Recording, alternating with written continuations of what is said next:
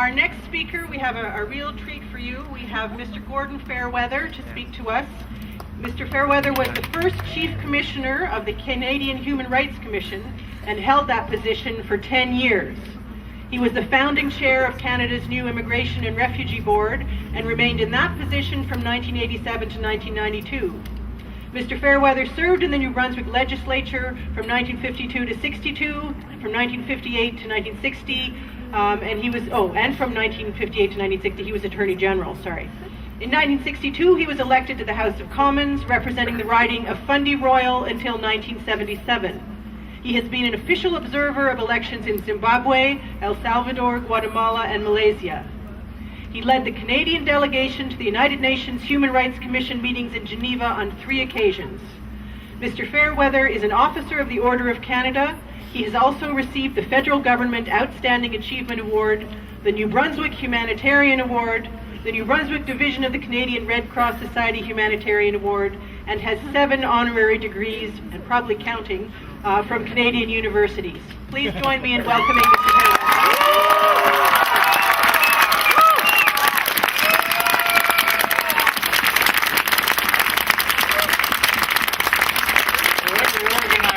Is smart enough to feed you first. That reminds me of my days in elected politics. We always fed. But I'm here to support the University of New Brunswick in St. John, the University of New Brunswick in Fredericton, and the community college.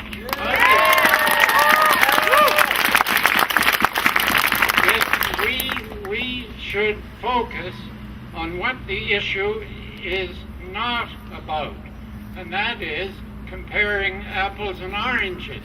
That's such an old cliche I hesitate to give students because they'll think I'm an old fool. But those who insist on mixing apples and oranges would be better advised to put them in a fruit salad.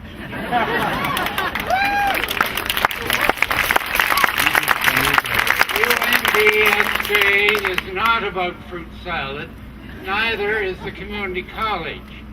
If the recommendations of this report are implemented, they would result in irreparable harm to our university and its campuses, both in Fredericton and St. John. It's so obvious, and Jim Tuck has just explained it to us. Also, as he mentioned, it will gravely harm the Université de Moncton. Now, as I stand here today, and I don't think I need to be forgiven for this, I think of Louis J. Robichaud, and I think of Colin Mackay.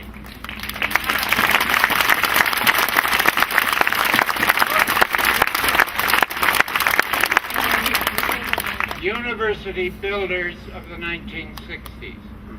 I think too, and I'm glad it's been mentioned, of the Common Council of the City of St. John, which from the get-go has been so supportive.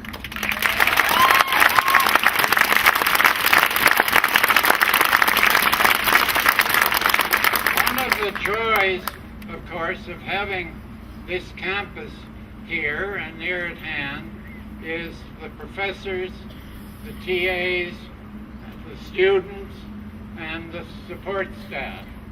St. John is a better place in which to live because of UNB St. John.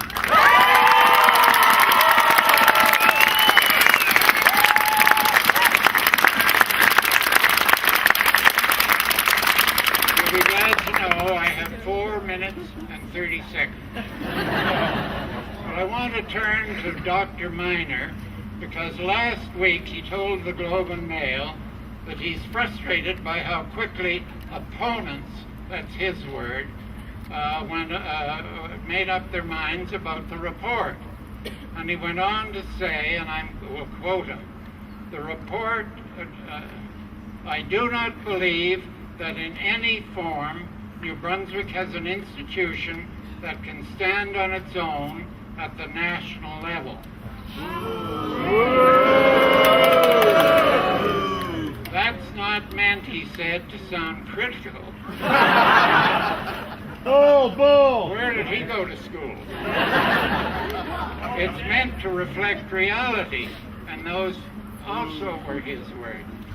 First, he complains about the speed with which his opponents made up their minds. Then he gives us ample excuse for our doing so, just by his insulting and dismissal announcing that New Brunswick has no institution that can stand on its own at the national level. That's bullshit.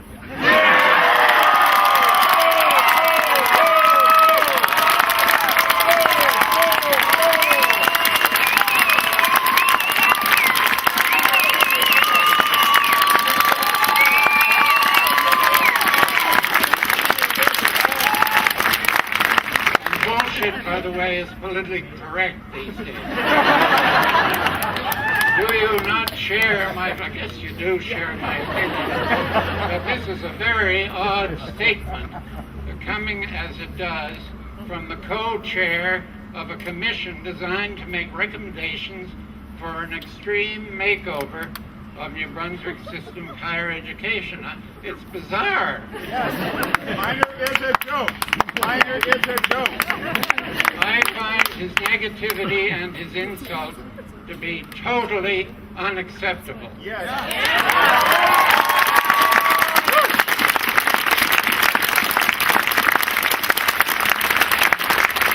Finally, I just have a bow, or I don't know where, no, not quite a bow, but where are the silent ministers?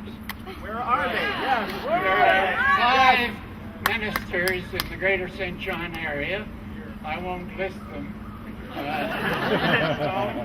But they haven't said boo. Right. I mean, this is absolutely extraordinary. Boo frightens them. Thank you. Great to have help. I like it better here than I did on the hustings, though.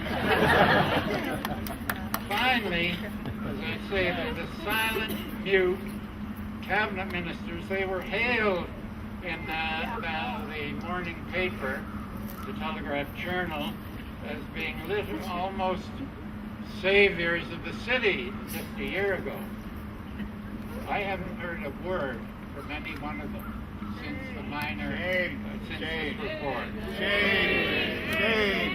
And I was in public life one way or another for 40 years, and you don't mind me saying, this is really quite unacceptable for the people that are supposed to be where they should be right here now, actually.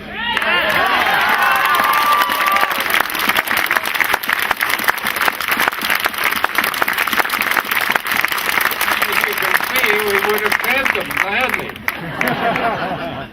But friends, we cannot allow this to happen.